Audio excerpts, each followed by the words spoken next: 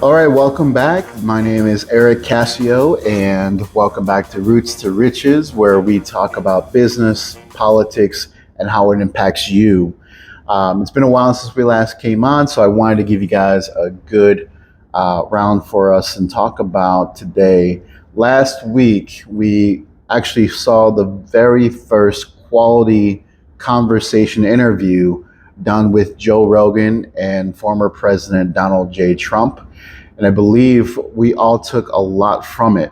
And I think that the future is going to probably go into that alternative media where podcasts are now becoming more important than your traditional media outlets. So I'm a big Joe Rogan fan. I love taking a look at a lot of his conversations. He's had multiple celebrities and politicians on his format. He's had some very intellectual people on his format as well. And the great thing about Joe Rogan is he's a pure conversationalist. He will make sure that you're not going off tangent. He'll make sure that when he asks you a question, that he actually gets the answer directly from you. And the good thing about Joe Rogan format is that, again, it's more of a conversation. It's not structured to where we have a debate form or you're going to get a grilling on certain things. It's just really getting to know who we're talking to and getting to know the character of who Joe Rogan is actually interviewing. And we got a great taste of that last week. 43 million views as of today. Crazy. They were averaging over 1 million views an hour when it first posted. So obviously people are really hungry for getting to know who these people are. And Joe Rogan did an amazing job finding out who the real Donald J. Trump is. We obviously know what the traditional media outlets are, which can be very, very polarizing. And any candidate can actually promise things on the news media or campaigning. They can promise you this, they can promise you that. But what's real is, how do we know the character? How do we know the actual person of the candidate versus empty promises or things that may not look feasible to do upon presidency? So I want to deep dive into some of the things, but I believe one of the things I want to take away from to this is, I believe from this point forward onto the future, any major campaigns that politicians are running, if it's a major campaign like the next presidential election, it could be a major decision upon Senate, whatever type of politician that's running, I believe politicians should really wise up and have the courage, or at least enough courage, to go all out and go into a Joe Rogan podcast, really have a deep conversation over 3 hours. You can't run from questions. You can't rely on your team. You can't rely on scripts. It's really about understanding who you are as a candidate, your character, your demeanor, the way you handle things, and your knowledge and expertise around, do you have enough intellect to actually hold office of any sort, for that matter. And I think future formats should be in this versus your strict structured debate format. We really get a chance to know who they are. And I can't emphasize that enough. If you guys take a look at the Joe Rogan, Donald J. Trump interview that happened last week. JD Vance was on a couple days ago. He's also had Tulsi Gabbard, RFK. He's had multiple politicians and obviously celebrities on his podcast. Unfortunately, it looks like we're not going to have the opportunity to see Kamala Harris with Joe Rogan due to some strict restrictions on Kamala Harris. It looks like the conversation between Joe Rogan and the Harris team was, Joe Rogan would have to go fly to her, only spend 1 hour with her team around her. And that obviously causes that disruption of flow of conversation, especially when you have people around that could interrupt and stop the interview itself. And for only 1 hour compared to 3 hours, how do you really know somebody after just 1 hour of meeting them? At least 3 hours will provide you a lot of insight, again, to the character, to the intellect, to the demeanor of things, so that we actually understand, who we're voting for. Are we voting for a psychopath? Are we voting for someone who's compassionate? Are we voting for someone that's strongly intellectual, that's able to hold the office? And I think this type of format, from this point forward, I think Joe Rogan really made a bigger impact than what he thinks. And I think people are going to thrive and really want to see a candidate that they're hoping to vote for, or that they're debating to vote for. They want to get to know these candidates on a personal level. And I think that's the new format moving forward, rather than relying on traditional media outlets. Debates are great for their policies and their ideologies, but we really are missing that key factor of understanding who these individuals are.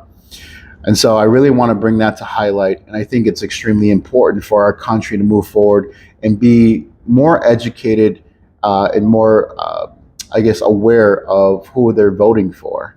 And so I wanted to briefly talk a little bit more about this. I'll break down more of the Joe Rogan podcast with Trump, and take a look at how this really impacts, maybe on a business level, on a personal level. This year, I think, out of all the years I've ever voted for personally, this year happens to be the very craziest election year that I've ever experienced. And the two parties are so bipolar from each other. One is so far left, one is so far right. And I think this is going to be a very, very difficult election in terms of, your relationships, your friendships, your business relationships as well. I think they're so polarizing, unfortunately, that I myself has experienced, turbulence within my relationships, whether they be with family members, with friends, or business partners. And so this election is extremely important. Unfortunately, it's causing a line boundary of relationships, whether you're voting for Kamala Harris or whether you're voting for Donald Trump and his team. I think it's a little bigger than both of those individuals, though. So if I can take away, let's set aside Trump, let's set aside Kamala Harris, and just purely look at ideologies, for instance. If we look at Kamala Harris and her administration, and continuing on, if she wins the candidacy. So if that happens, I believe we're going to continue to see the same things.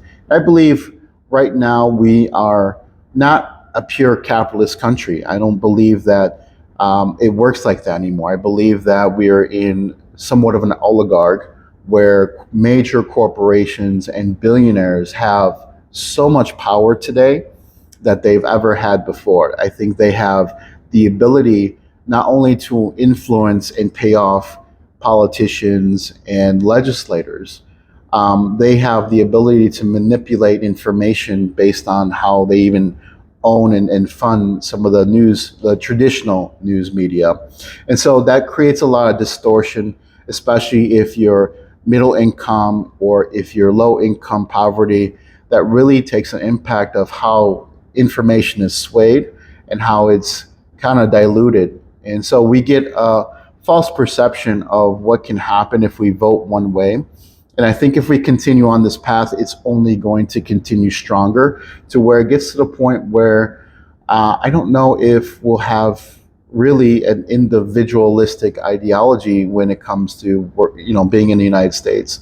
I think it'll become more of a globalist economy, where we'll have one centralized government kind of oversee the entire global system. And you're seeing that continue with funding in these conflicts overseas: Israel, Palestine, Ukraine, Russia, and the continued Middle East conflicts that Israel is having. And we're continuing to fund and get involved with some of these wars, whether they're unnecessary or necessary. We're going to continue to go on that path. We're going to continue to outsource work in China, in Brazil, and other third world countries. And I think that's going to also impact a big dilution of United States and the American intellectual property, the American ideology and workforce. I think we're going to continue to lose American workers if we continue to go on this path, because obviously there's no incentive to keep workers in the States. We know that American labor is very expensive compared to across the world. And I think if we allow corporations to continue to outsource, it's only going to continue to dilute the American economy. And what I mean by dilute is if we're sending tasks and intellectual property and the workforce overseas because it's a cheaper labor, there's some benefit to that as a company, and me as a business owner. Yes, there's great benefit to hiring cheap labor that's efficient, but the problem comes in to where we're providing other countries our intellectual property. We're providing other countries the knowledge and expertise of how we manufacture. And I think with that in mind, we have many individuals that may not have high skill to run a company or be middle management to that executive level. But what if I'm just a tradesman? What if I am more so of a low skilled worker? How do I really survive in this country where all of that work is now outsourced to multiple other countries?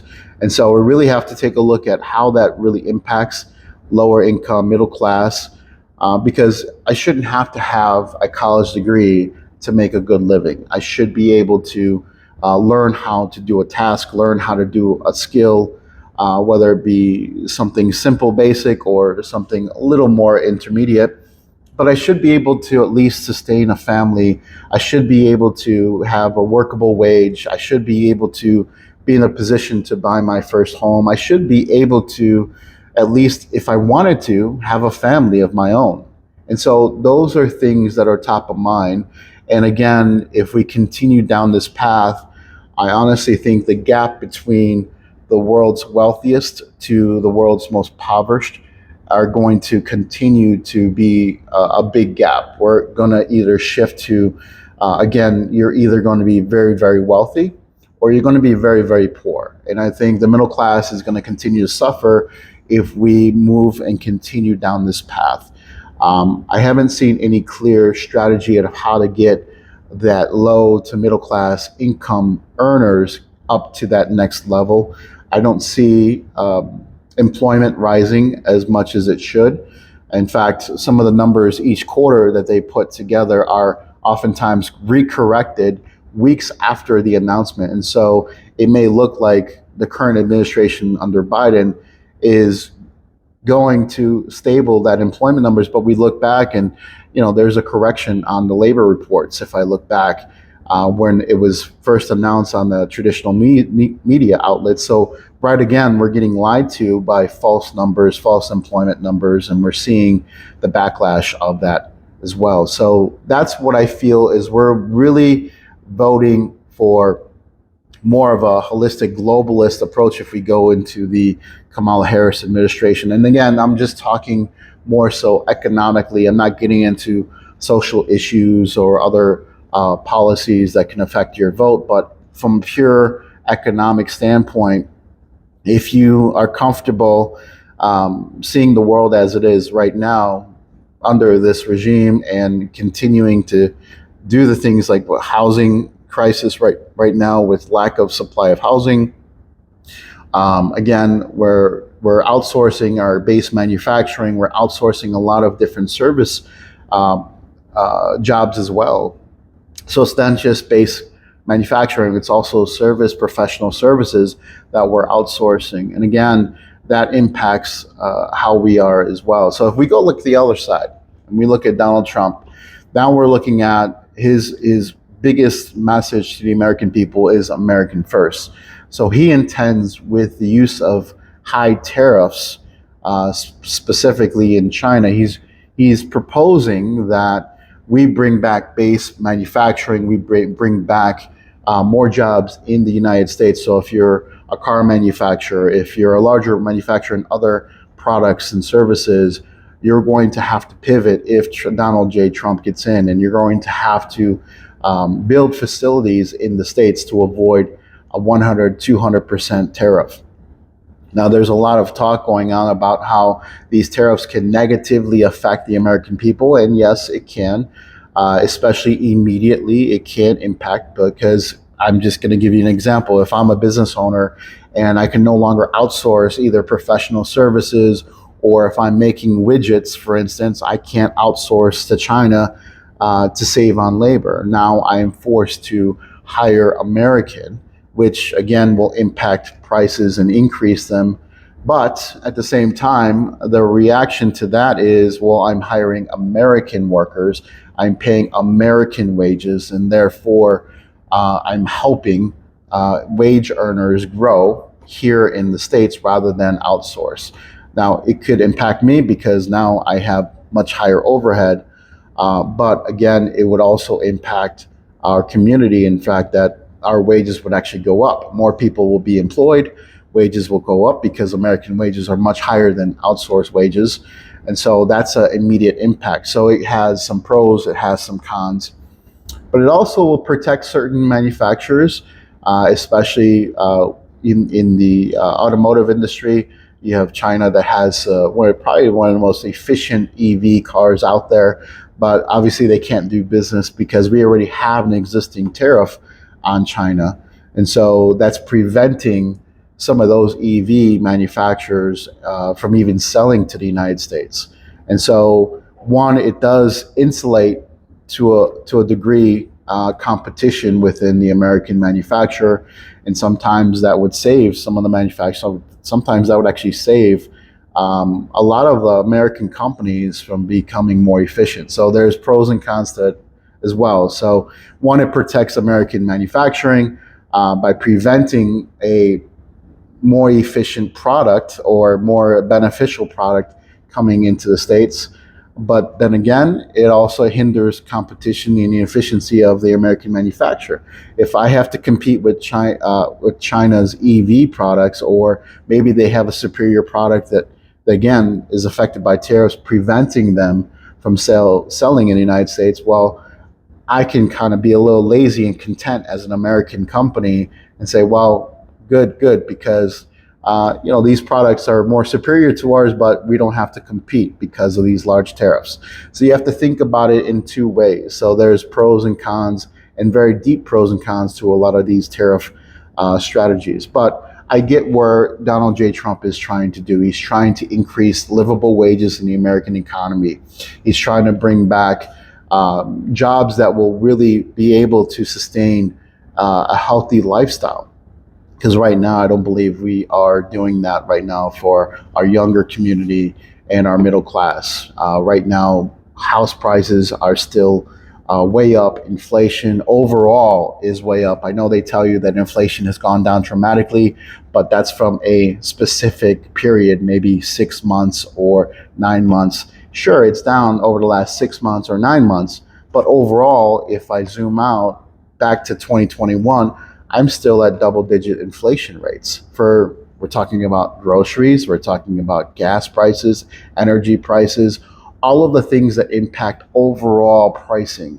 If energy inflation is up, that means everything is up. How do you think you get your food at the grocery store? How do you get your products delivered? All of that has an impact in price because it's overall overhead. So there's a lot of great things and a lot of bad things that can go wrong with the use of tariffs, but I understand where he's getting it. He's trying to get American first. And so that's the message that I believe his campaign is going on. And again, it's more of a nationalistic approach. So we're not going to be a globalist economy. I believe that Trump will propose these international conflicts to end because there's no reason for us to even dedicate to some of these wars. And I believe the incentive is to get these wars shut down by Donald J. Trump with negotiations, peace agreements. I believe he's a great negotiator, and he can really impact in a positive way by eliminating some of these conflicts. And who knows? But I know if we had the other version of the Kamala Harris regime continue, I believe that these wars not only will continue, but they'll overflate, and we can potentially get into a World War III. So these are some of the things that we should really be aware of. So if you're an independent voter or kind of 50-50 on things, and economic policy is your number one, foreign policy is very important to you, I believe possibly going into Donald Trump vote would probably be more favorable. And again, I'm not talking about social issues or other issues. There could be much other things that will entice you to go the other way. So social issues and the Roe v. Wade, things that can come on board. So if those are things are important to you, obviously, those kind of favor the Harris regime. So let's break it down. Let's see what Joe Rogan talked about with Donald Trump, and let's see what we can do to talk more about that.